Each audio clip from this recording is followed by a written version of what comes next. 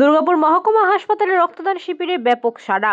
গুরুদুয়ারা কমিটির মানবিক উদ্যোগে সমৃদ্ধ হলো চিকিৎসা। বুধবার দুর্গাপুর মহকুমা হাসপাতালে বেনাচিতে গুরুদুয়ারা জগৎ সুধার উদ্যোগে আয়োজিত হলো এক বৃহৎ রক্তদান শিবির।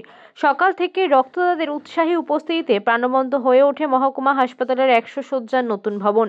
এদিনের এই রক্তদান শিবিরে মহিলা সহ মোট 200 জন রক্তদান করে। মূলত এই উদ্যোগে এক ধাপ শক্তিশালী হলো হাসপাতালের রক্ত ভান্ডার। শুধুমাত্র রক্তদান নয়, এদিন গুরুদুয়ারা কমিটির আর্থিক সহযোগিতায় দুর্গাপুর হাসপাতালে অত্যাধুনিক এন্ডোস্কোপি এবং ইএনটি মেশিন বসে।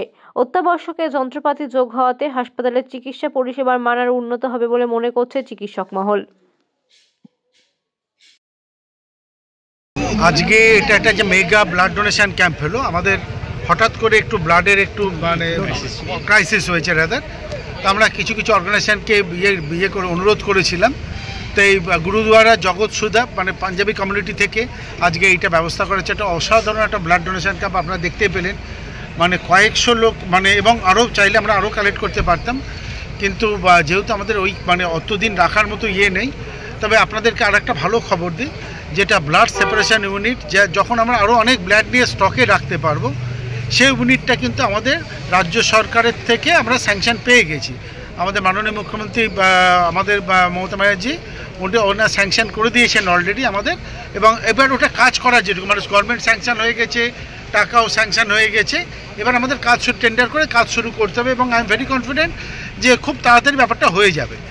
তখন আরও সাকসেসফুলি আমরা আরও বেশি করে ব্লাড নিতে পার। শুধু আমাদের হসপিটাল না, ওটা হয়ে গেলে আশেপাশের জেলারও আমাদের সমস্যা আমরা মিটিয়ে ফেলতে পারবো অনেকটাই। এবং ফিউচারে যেহেতু ব্লাডের আমরা আরও কয়েকটা ব্লাড, যেমন আমরা 1 সপ্তাহ 2 সপ্তাহের মধ্যে আমরা গুরুদুয়ারাতে একটা ব্লাড ডোনেশন ক্যাম্প হবে, ঠিক হলো। এখানে মহল্লা মসজিদ ওখানে একটা ব্লাড ডোনেশন ক্যাম্প হবে, এগুলো ঠিক হলো এই মুহূর্তে। তারা নিজেরা এগিয়ে এসে বললো যে করে নেবে। আর যেটা হলো একটা এই গুরুদুয়ারা কমিটি থেকে আজকে আমাদের একটা এন্ডোস্কোপি মেশিন ইএনটির, যেটা কয়েক লাখ টাকা দাম, সেটা আমাদেরকে তারা ডোনেট করলো। রাদার আমরা চেয়েছিলাম তাদের কাছে, এটা আমাদের হসপিটালে দরকার ছিল। এবং this is not the first time. আমি আবারও বলবো যে আমরা কৃতজ্ঞ এই পাঞ্জাবি কমিউনিটি গুরুদুয়ারা কমিটির কাছে। এরা কিন্তু এর আগেও আমাদেরকে যখন আমরা যা চেয়েছি তখন অনেক টাকার মেশিন, কখনো 5 লাখ টাকা, কখনো 10 লাখ টাকার মেশিন দিয়েছে, কম দামেরও দিয়েছে, বেশি দামেরও দিয়েছে, অনেক কিছু আমাদের সাহায্য করে। আজকে তো আরও বেশি করলে আপনারা দেখতে পেলেন, তো we are grateful to them. আর একটা যেটা হলো, এখন এডিডিএর থেকে আমাদের যেটা করা হলো, যেটা এই যে দুটো বিল্ডিংয়ের যে মধ্যে এই নতুন বিল্ডিংটা হয়েছে 100 বেডের আমাদের, আর পুরনো হসপিটাল বিল্ডিং, এই দুটোর মধ্যে কানেক্টিং, এটা একটা পুরো রাস্তাটা হবে, গেট থেকে পুরো রাস্তাটা করব আমরা। আর এটা আমরা পুরো কভার্ড একটা শেড করব, উইচ ইজ কস্টলি অ্যাফেয়ার। সব মিলে আমাদের এটাতে প্রায় 30-40 লাখ টাকা বাজেট, আমরা এটা করছি। আর একটা ছোট স্টোরও বানাতে হবে আমাদের, সেটা বানাবো আমরা। এটা এডিডিএর কাজ আমাদের।